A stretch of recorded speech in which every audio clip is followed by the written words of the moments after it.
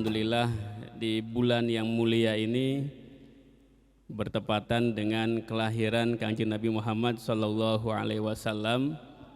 Bulan Rabiul Awal kita duduk bersama di masjid luar biasa ini. Jadi masjid itu kalau dalam bahasa Arabnya kan makanus sujud, tempat di mana kita sujud. Nah, ini lugotan ini tempat sujud juga, berarti ini masjid lugotan. Tapi istilahan masjidnya ada di depan. Jadi lapangan hari ini yang biasanya dipakai untuk olahraga, lapangan yang hari ini biasanya dipakai untuk kegiatan pramuka, PMR, kegiatan apel dan sebagainya, hari ini digunakan untuk sujud. Maka hari ini, saat ini, pada pagi hari ini, lapangan Putra Pesantren Modern Ummul Qura Al-Islami menjadi masjid makanus sujud untuk memperingati kelahiran pesantren modern Darussalam yang ke-100. Angka 100 itu kata Ustadz Asep ya, kalau mau tepuk tangan yang kompak ya.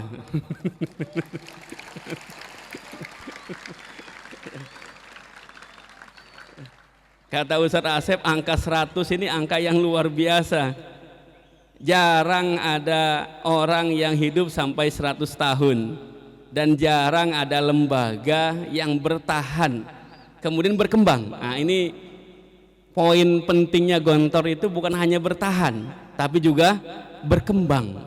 Ini yang membedakan dengan pesantren-pesantren yang lainnya. Mungkin di Indonesia ini ada juga pesantren lain yang usianya 100 tahun, tapi kondisinya kondisi bertahan. Ya'isu la yamutu, hidup tak bermutu, gitu-gitu aja. Tapi kalau Gontor ini dari tahun ke tahun, dan sekarang ke 100 tahunnya, makin hari makin berkembang. Alhamdulillah sekarang sudah ada Universitas Darussalam Gontor, dan tahun ini juga dibuka fakultas kedokterannya. Tahun kemarin diresmikan rumah sakit Yashfin ya di Gontor. Ini luar biasa. Jadi Gontor ini sesuatu yang istimewa, bukan hanya bagi kita kalangan santri, tapi juga bagi bangsa Indonesia. Kalau saya membagi, masa itu selalu 3. Fi'il itu dalam pelajaran nahwu itu ada madhi, ada fi'il mudhari, ada fi'il amr. Fi'il mahdi itu untuk sesuatu yang sudah lewat. Kalau kita bilang zahaba Muhammadun, berarti Muhammad sudah pergi, udah beres, sudah selesai nih. Berangkatnya Muhammad, perginya Muhammad sudah selesai, karena zahaba Muhammadun. Ketika kita mengatakan Muhammadun yadhabu, maka Muhammad ini proses, sedang melakukan sebuah perbuatan yang disebut sebagai zahaba, pergi. Muhammad sedang pergi, zahaba. Tapi kalau kita mengatakan idhab ya Muhammad, ini mustakbal, fi'il amr. Yang berlalu, fi'il madi, udah pasti, hasilnya udah jelas. Yang fi'il mudhari yang berjalan, berproses, ini dirasakan tapi hasilnya belum ketahuan. Yang hebat lagi fi'il amr. Fi'il amr ini nggak tahu dilakukan apa nggak dilakukan. Contoh misalkan bagian ibadah, datang ke kamar, dia nggak mengatakan koma yakumu, nggak pernah ada bagian ibadah ke kamar bilang koma yakumu, nggak ada. Ada nggak? Nggak ada. Putri ada bagian ibadah koma yakumu, ada nggak? Nggak ada. Yang ada kum, kumi, kumna. Ya betul. Pertanyaan saya, ketika bagian ibadah bilang kumu atau kumi atau kumna, apakah semuanya koma yakumu? Iya. Kum. Bagian ibadahnya berangkat. Ya nam kaman. Ini namanya mustakbal. namanya masa depan, nggak bisa diprediksi. Kata bagian ibadah, kum yadhhab, lakin la yadhhab ilal masjid, yadhhab ilal mustasfa, ke klinik. Padahal kumnya bagian ibadah li aisain, li dhihab ilal masjid. Masa depan itu nggak bisa diprediksi. Masa depan tuh masih abu-abu, bingung kita memprediksi masa depan. Maka kalau ada orang yang mengatakan tahu masa depan, dipastikan dia seorang penghayal. Kenapa? Karena masa depan itu nggak bisa diprediksi, kita nggak tahu. Tapi ada ilmu, cara kita mempersiapkan masa depan. Ilmu apa? Ilmu yang bernama sejarah. Ilmu apa? Sejarah. Jadi ilmu sejarah ini ilmu untuk mempersiapkan masa depan. Kenapa? Karena masa depan dibangun oleh masa lalu dan masa kini. Gontor lahir tahun 1926 Masehi, tepatnya tanggal 20 September. Berarti 100 tahunnya Gontor Masehi nanti tahun 2026, masih 3 tahun lagi. Dan bertepatan dengan tanggal 12 Rabiul Awal tahun 1345. Sekarang tahun 1445. Tepat hari ini Gontor dilahirkan. Maka dilaksanakan sujud syukur yang ke-100. Kenapa? Karena hijriyahnya sudah sampai 100 tahun. Ustadz, kok beda sih antara hijriyah dan miladiyah, antara masehi dan hijriyah? Ya beda. Setiap tahun perbedaannya 11 hari. Kalau dihitung selama 33 tahun, maka akan bertambah 1 tahun hijriyahnya. Orang yang lahir 33 tahun yang lalu, hijriyahnya dia usia 34 tahun. Kenapa? Karena bertambahnya 333 hari. Sedangkan 356 hari itu 1 tahun. Jadi Gontor sekarang sudah 100 tahun usia hijriyahnya. Ya, boleh tepuk tangan lagi buat Gontor ya. Gimana cara kita tadi mempersiapkan masa depan dengan senjata sejarah? Nah, kita belajar dari Gontor. Mau belajar dari Gontor? Siapa yang mau Ummul Qura bertahan sampai 100 tahun bahkan lebih? Angkat tangan, katakan saya. Oh, Masya Allah. Yang putri belum kompak. Saya ulangi lagi. Siapa yang ingin pesantren modern Ummul Qura Al-Islami bertahan sampai 100 tahun bahkan lebih? Angkat tangan, katakan saya. Oh, Masya Allah. Alhamdulillah ya.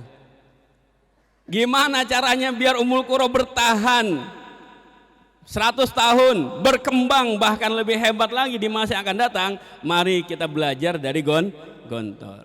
1926. Tahun berapa? 1926. Indonesia di mana Indonesia? Assalamualaikum Indonesia. Indonesia di mana Indonesia? 1926. Halo Indonesia. Ada di mana Indonesia? Udahkah Indonesia terlahir? Ternyata Indonesia belum terlahir. 1926 bahkan bukan hanya Indonesia yang belum terlahir, Sumpah Pemuda pun belum digaungkan. Persatuan itu masih belum terajut. Indonesia masih bagian-bagian pulau yang terpisah. Indonesia masih bagian-bagian suku yang terpisah. Indonesia masih belum menjadi satu kesatuan.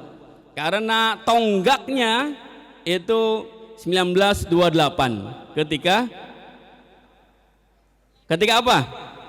Dijek lahir. Ya.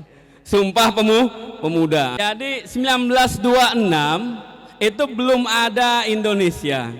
1926 bahasanya Indonesia itu belum menjadi bahasa persatuan. Tapi lihat apa yang dilakukan oleh 3 serangkai Trimurti.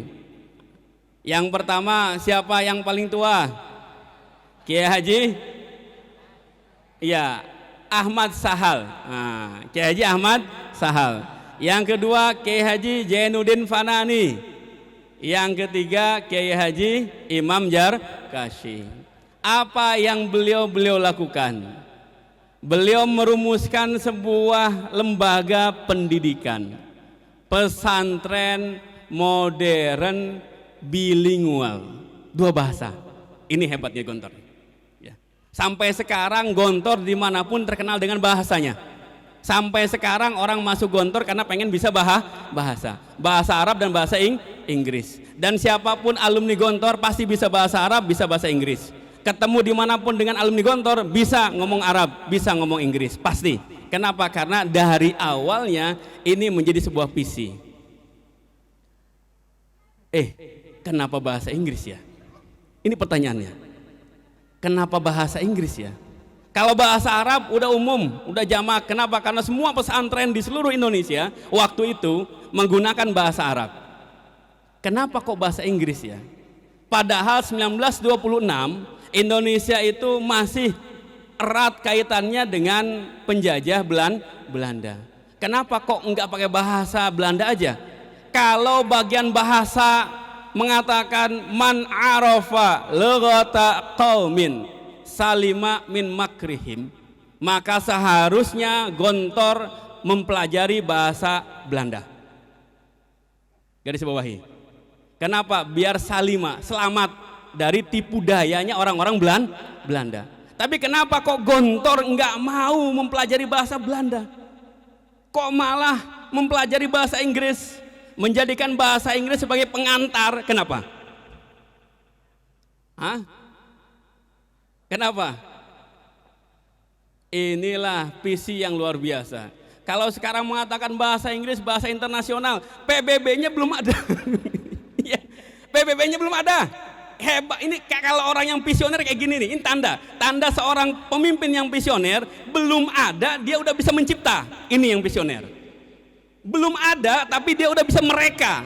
Belum ada, dia sudah bisa membuatnya menjadi ada. Bahasa Inggris menjadi bahasa internasional, bahasa PBB setelah PBB lahir.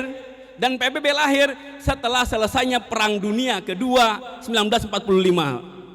Gontor lahirnya kapan? 26, jauh sebelum itu. Waktu itu yang terkenal di Eropa itu Napoleon Bonaparte. Wah, siapa Napoleon Bonaparte itu? Singa Eropa. Dari mana asalnya? Dari Prancis. Wah, nothing easy but nothing impossible. Nah, ini nih. Kalau ada yang nulis santri nih di bukunya, nothing easy but nothing impossible. Napoleon Bonaparte itu yang bisa menyatukan Eropa dengan cara ekspansi, dengan cara invasi. Nah, itu Napoleon Bonaparte. Maka disebut sebagai siapa? Singanya Eropa. Kenapa nggak belajar bahasa Prancis? Kenapa nggak belajar bahasa Prancis? Atau ada yang lebih keren lagi, di Perang Dunia I, dunia itu geger oleh seseorang yang kumisnya unik. Nah, iya, ada yang tahu siapa? Adolf Hitler. Wah, dia mengatakan ras Arya itu ras yang paling hebat di seluruh dunia. Yang bisa menguasai dunia hanya satu ras Arya. Orang-orang Jerman itu yang punya, yang kayak gini. Iya, kayak Jojon. Tapi gagah. Tapi luar biasa, bisa menaklukkan dunia. Satu orang Adolf Hitler itu bisa bikin geger seluruh orang di dunia. Kenapa nggak bahasa Jerman? Kenapa kok bahasa Inggris? Ini pertanyaan yang luar biasa. Ya. Karena visi, penglihatan masa depan. Inggris ini bukan mediocre. Mediocre itu sekarang naik, besok turun. Sekarang di panggung, besok nggak manggung lagi. Itu mediocre. Tapi seorang pemenang selalu ada di top ranking. Kalau di Liga Champion Real Madrid. Ada yang kenal Real Madrid? Urusan champion yang lainnya lewat. Kenapa lewat? Karena champion is Madrid, Madrid is champion. Saya kalau ngomong champion saya hormat sama Madrid. Wah. Iya, tapi La Liga kalah sama Barcelona. La Liga kalah sama Barcelona. Ini ada juga tim-tim mediocre, tim-tim yang kadang-kadang naik ke atas. Hilang. Wah, ini hilang beneran. Hilang beneran. Iya, hilang beneran ini.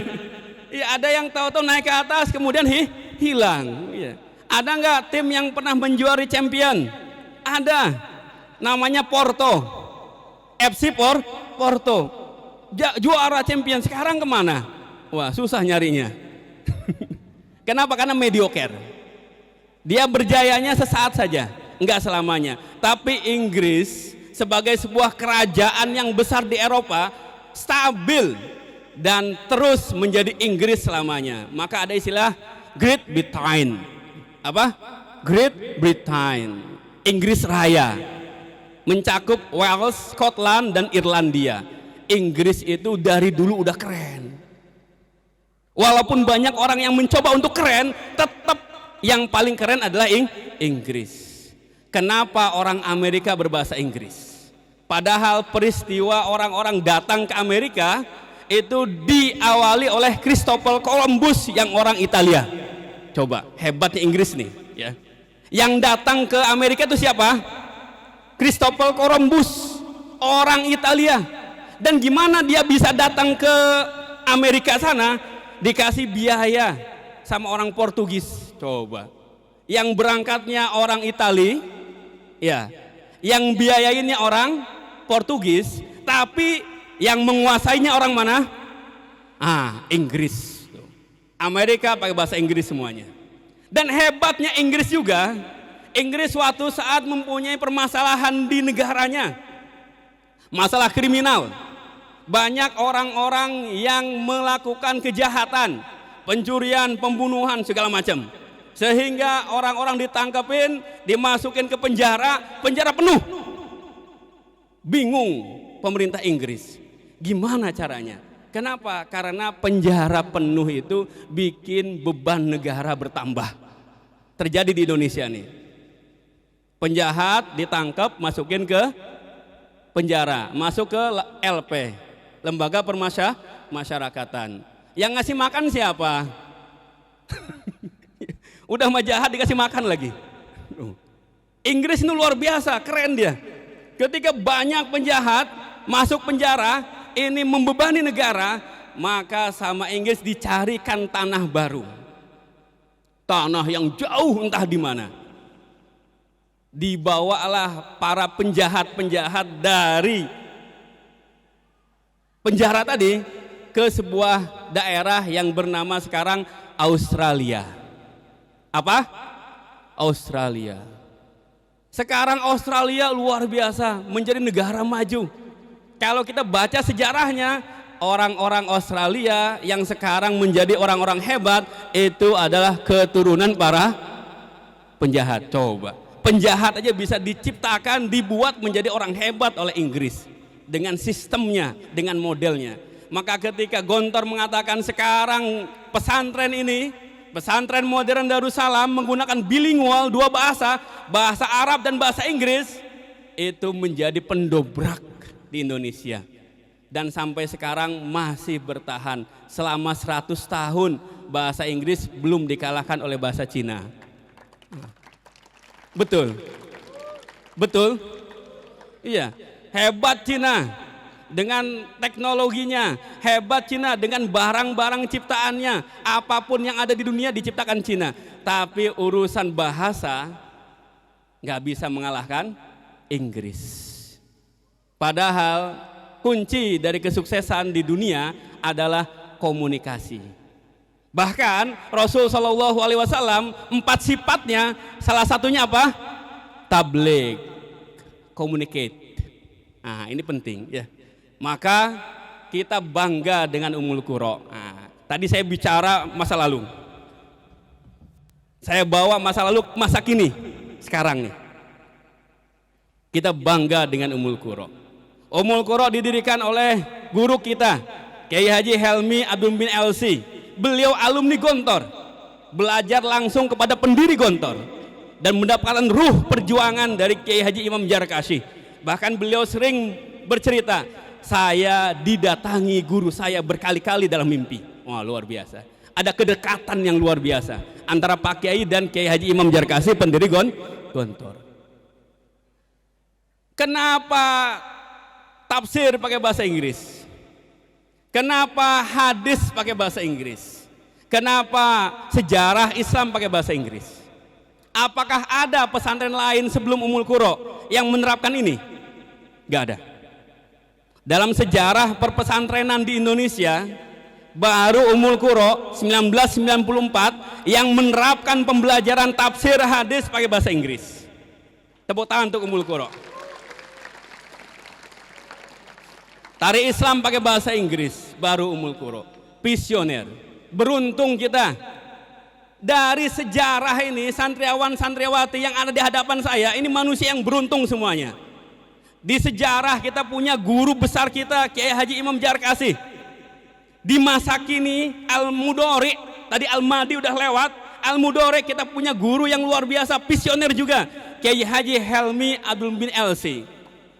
Kedepannya akan jadi apa kita? Penting ini ya. Ini yang paling penting. Kedepannya akan jadi apa kita? Santriawan santriawati Ummul Qura akan jadi apa? Ini yang paling penting. Maka fi'il amr ini harus kita persiapkan. Biar nanti bagian ibadah ketika kum anta yakumu wa yadhhab ila masjid. Bukan kum anta yanam kaman. Bukan kum anta yakum wa yadhhab ila mustasfa. Am yakum yadhhab ilal hammam wala yaud kaman. Yanam fil hammam. Mana yang pernah tidur di hammam nih? Ya. Gimana caranya? Satu, berpikir di luar zaman. Ini nih syarat ya. Syarat sukses, syarat maju, syarat menjadi orang yang hebat, yang bermanfaat bagi umat. Insya Allah dapat pahala yang akan dibawa ke surga. Gimana caranya? Berpikir di luar zaman. Berpikir lintas zaman. Bahasa Inggrisnya out of the box. Nah, ini penting. Kiai Haji Imam Jarkashi berpikir out of the box. Kiai Haji Helmi Abdul bin LC beliau berpikir out of the box. Maka santriawan santriawatinya harus berpikir out of the box. Jangan ikut-ikutan dimasukin ke box. Penting. Ya, saya ulangi lagi nih. Jangan ikut-ikutan dimasukin ke box. Tapi berpikir untuk keluar dari box. Sekarang boxnya itu apa Ustadz? TikTok. Boxnya apa Ustadz? IG. Boxnya apa Ustadz? Yang gepeng-gepeng itu handphone. Ini box-box yang luar biasa yang memasukkan semua anak muda di penjara di sana, sehingga kalau liburan dari pagi sampai pagi lagi ya. Pemuda harus think out of the box. Berpikir di luar box, jangan mau dibokin. Jangan mau dimasukin ke dalam box ya. Nah, ini titipan saya nih ya. Untuk menjadi Imam Jarkashi berikutnya, untuk menjadi Kiai Haji Helmi Abdul Mubin LC berikutnya, maka santriawan santriawati PMUKI harus berani keluar dari box. Saya mulai hari ini nih saya akan tinggalkan IG. Betul. Instagram saya mau tinggalin, beres selesai. Ustadz sayang Ustadz, followernya banyak. Followernya hampir 11.000 loh, 10.945 saya cek tadi. Wih, coba udah jadi apa selebgram. Kalau sekali posting minimal 300, 400, 500 minimal loh itu. Iya, maksimalnya 1.500. Apa enggak Instagram? Beres selesai. Kenapa? Kalau saya sering main Instagram, satu hari saya 2 jam, santri saya 20 jam. Iya. Kenapa kayak gitu Ustaz? Rumus guru kencing berdiri, murid kencing. Waduh, udah repot, repot. Maka saya hari ini nih udah janji pada diri saya sendiri, saya selesai dengan medsos Instagram, udah fokus aja sama Telegram Guru Uki. Wah, kenapa? Karena lebih bermanfaat itu untuk kontrol. Ustadz Amarul soal jamaah enggak ya? Alhamdulillah, luar biasa. Oh hebat Ustadz Ummul Qura, sekarang rajin jamaahnya, alhamdulillah. Ustazahnya juga rajin jamaahnya, alhamdulillah. Insya Allah Ummul Qura bisa lebih hebat lagi. Ummul Qura bisa lebih maju lagi. Guru-gurunya tambah istiqomah, santriawan-santriawati tambah betah, dan bisa menjadi para pemimpin masa depan yang membanggakan orang tua, membanggakan guru-gurunya, dan juga bermanfaat bagi umat dan masyarakat. Ya, alhamdulillah. Umu Kiaman.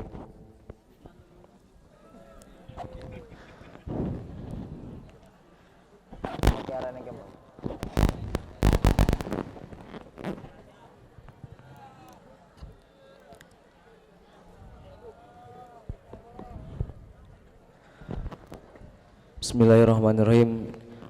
Untuk mengungkapkan rasa syukur kita semuanya atas berdirinya Pondok Pesantren Modern Gontor, Darussalam Gontor yang ke-100 tahun, marilah sama-sama kita laksanakan sujud syukur. Adapun rukun-rukun daripada sujud syukur yaitu niat, takbiratul ihram, kemudian sujud, duduk, dan salam.